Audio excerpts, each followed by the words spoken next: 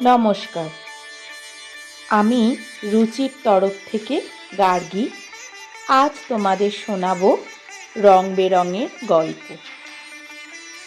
একবার দুর্গাপুজোর সময় পুরনো কলকাতার রাস্তায় হাঁটতে হাঁটতে এক বনেদি বাড়ির সামনে দিয়ে যাওয়ার সময় সেই বাড়ির দুর্গাপুজো দেখার বেশ ইচ্ছা হয়েছিল। যেই ভাবনা সেই কাজ।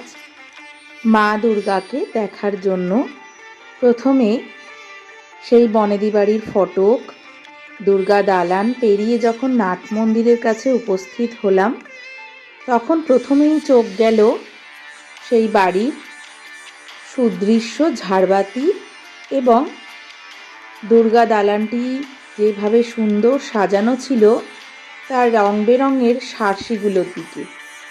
মা দুর্গাতে চোখ তো আটকালই, কিন্তু আমার কেন জানি না সেইবার বারবার চোখ চলে যাচ্ছিল দুর্গা দালানে সুসজ্জিত যে রঙিন কাচের জানলাগুলো এবং দরজাগুলো যেন ঝলমল করছিল।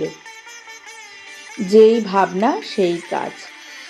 মাথার মধ্যে তো চলছিলই বিভিন্ন কারিকুরি, যে এই জানলা দরজাগুলোকেই আমার কাজের মাধ্যমে কিভাবে ফিরিয়ে আনতে পারি।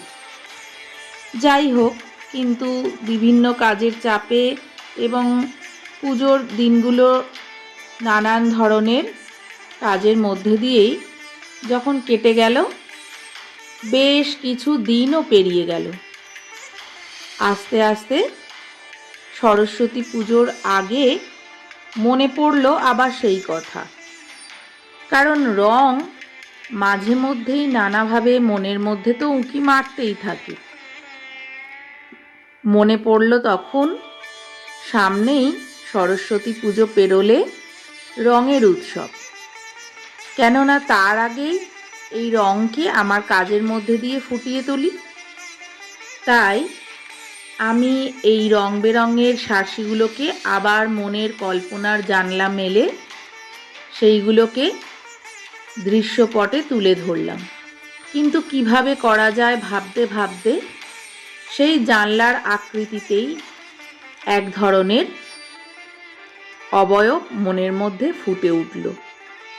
সেখান থেকেই তৈরি হলো আজকের এই রং বেরঙের গল্প।